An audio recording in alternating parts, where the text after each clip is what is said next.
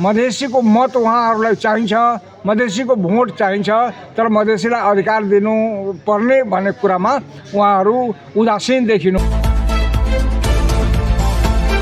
आजसम्म नेपाली कांग्रेस अधिकाधिक समय रुलिङ पार्टीको रूपमा रहिरहे, तर नेपाली कांग्रेसको कुनै पनि प्रधानमन्त्रीले वा नेपाली कांग्रेस इन्टायरली मधेस मुद्दालाई ओझेलमा पारेर राख्यो, मधेस इस्युलाई ओझेलमा पारेर राख्यो।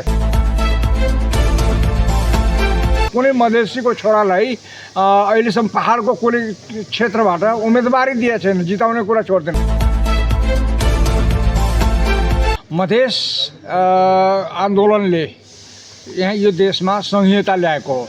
संहिता भनेको मधेसकै उपज हो, मधेस आन्दोलनकै उपज हो। त्यसैले संहिता विरोधी व्यक्ति वा पार्टीलाई हामीले महत्त्व दिनु हुँदैन।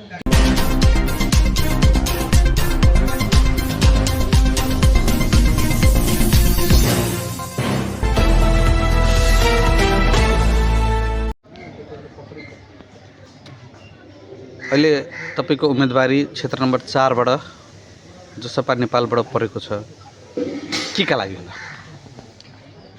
पहिलो कुरा त क्षेत्र नम्बर 4 को अवस्था बडो दयनीय छ।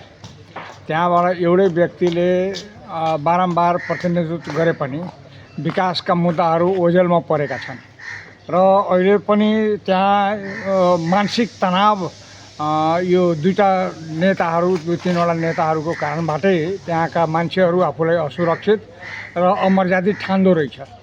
त्यो क्षेत्रमा विकास, त्यो कृषि विकास, एजुकेसनको विकास लगायत सिँचाइको व्यवस्था लगायत सामाजिक वातावरण जुन खलबलिएको छ त्यसलाई पनि शान्त गर्नुपर्ने दायित्व हो।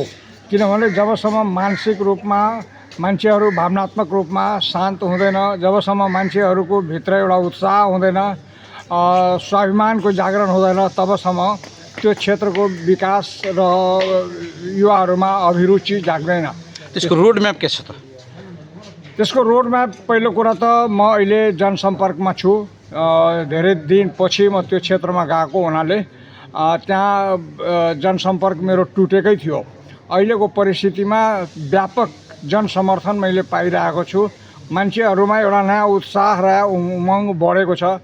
अब उहाँहरू सबैलाई समेटेर चुनावको अगाडि त कति सम्भव छ, तर चुनाव पछाडि पनि म साथीभाइहरूलाई सबैलाई समेटेर एउटा नयाँ उत्साह, नयाँ जोसका साथ अगाडि बढाउँछु र मधेस र मधेसीको स्वाभिमान कायम गर्न, यो माटोको यो माटोलाई उर्वरा बनाउन र युवाहरूमा एउटा आश जगाउनको लागि हामीहरूले एउटा विभिन्न किसिमका कार्यक्रमहरू बनाउँदैछौँ।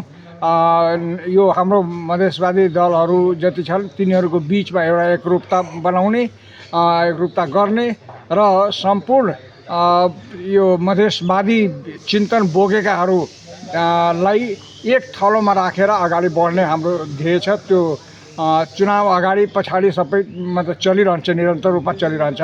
फिलहाल अहिले यो चुनावमा हाम्रो विकासका मुद्दाहरूलाई ओझेलमा पार्ने र यो क्षेत्रलाई एउटा भयमुक्त वातावरण बनाउनको लागि जुन सम्बन्ध समूहहरू छ तिनीहरूभन्दा एउटा फरक वातावरण निर्माण गर्नमा तत्काल लागेको छु। जस्तो त्यहाँ निवर्तमान प्रतिनिधि सभा सदस्य अमरेश सिंह र भावी प्रधानमन्त्रीका उम्मेदवार नेपाली कांग्रेसका सभापति गगन थापा दुईजना प्रमुख रूपमा आम्ने सामने भिडिएको देखिएको छ हैन? त्यसलाई चाहिँ कसरी चिर्नुहुन्छ?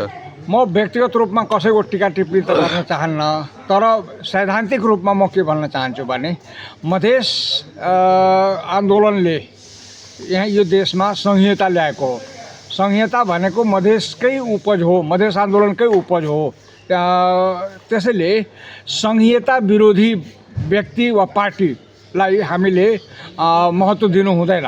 किनभने यहाँ मधेसका नौजवान साथीहरूले जुन शहादत दिए त्यो संहिता तोड्नको लागि होइन, संहितालाई दोहोरो किसिमले अधिकार प्राप्त संहिता आओस् भन्ने भावनाले त्यो जान गुमाएको हो र तिनीहरूको सपना पुरा गर्नको लागि यो संहिता विरोधी जस्तो घन्टी छापको कुरा गरौँ, रवि लामेछाने र त्यो पार्टी स्वतन्त्र राष्ट्रिय स्वतन्त्र पार्टी डिक्लेयर्ड रूपमा संहिताको विरोध गरेको छ र संहिताको विरोध गरेको हुनाले संहितासँग सम्बन्धित व्यक्तिहरूले उसलाई भोट दिँदैन, त्यो पार्टीलाई भोट दिनु हुँदैन भन्ने मेरो मान्यता हो। र मलाई लाग्छ यो कुरा मधेसमा हामीहरू गइसकेपछि गाउँमा गइसकेपछि गाउँका व्यक्ति सिधासाधाहरू जो व्यक्तिगत कारणले कसैसँग एट्याच छ तिनीहरूले अब सैद्धान्तिक कुराहरू बुझ्न थालेपछि उनीहरूले साथ दिँदैन त्यसलाई, पहिलो कुरा। अर्को कुरा तपाईँले नेपाली कङ्ग्रेसको कुरा गर्नुभयो। नेपाली कङ्ग्रेसलाई बिपी कोइरालादेखि लिएर सुशील कोइरालादेखि लिएर गिरिजाप्रसाद कोइरालादेखि लिएर कृष्णप्रसाद भट्टराई समेतलाई मधेसबाट जिताएर पठाएको। आजसम्म नेपाली कङ्ग्रेस अधिकाधिक समय रुलिङ पार्टीको रूपमा रहिरहे, तर नेपाली कङ्ग्रेसको कुनै पनि प्रधानमन्त्रीले वा नेपाली कङ्ग्रेस इन्टायरली मधेस मुद्दालाई ओझेलमा पारेर राख्यो, मधेस इस्युलाई ओझेलमा पारेर राख्यो। मधेसीको मत उहाँहरूलाई चाहिन्छ, मधेसीको भोट चाहिन्छ, तर मधेसीलाई अधिकार दिनुपर्ने भन्ने कुरामा उहाँहरू उदासीन देखिनुहुन्छ। त्यसैले अब अहिलेको परिस्थितिमा जब आम नागरिकहरू सचेत भइसके, जेएनजेड आन्दोलनपछि सामाजिक सञ्जालले जुन किसिमले एउटा सबैको आँखा खोलेको छ, मलाई विश्वास छ अहिलेको परिस्थितिमा यो ट्रेडिसनल एप्रोच राखेर नेपाली कङ्ग्रेसलाई कुनै कसैले पनि भोट दिँदैन। अहिलेसम्म नेपाली कङ्ग्रेसको यत्रो लामो इतिहासमा कुनै मधेसीको छोरालाई अहिलेसम्म पहाडको कुनै क्षेत्रबाट उम्मेदवारी दिएको छैन, जिताउने कुरा छोडिदिनुहोस् है। त्यसमा एमाले पनि अहिलेसम्म कुनै मधेसीलाई पहाडबाट उम्मेदवारी दिएको छैन। अहिलेसम्म माओवादीले कुनै पार्टीलाई कुनै मधेसीको छोरालाई पहाडबाट उम्मेदवार दिएको छैन। यो दिन नखोजेको कारण के हो भने यिनीहरूलाई भोट पहाडियाहरूले दिँदैन र भोलि हामी एक्सपोज हुन्छौँ भनेको कारणले यिनीहरूले उम्मेदवारी दिँदैन। त्यो कुरा त मधेसीले बुझ्न थाल्यो, हाम्रो समाजले बुझ्न थाल्यो। त हाम्रो समाजले कुनै पनि हालतमा बाहिरिया व्यक्तिहरूलाई वा गैर मधेसीलाई भोट कास्ट गर्दैन। त्यो कारणबाट नेपाली कङ्ग्रेसको स्थिति खस्किँदो छ, घन्टी साहबको स्थिति खस्किँदो छ र मधेस अब आफ्नै सन्तानलाई अगाडि बढाउँछ।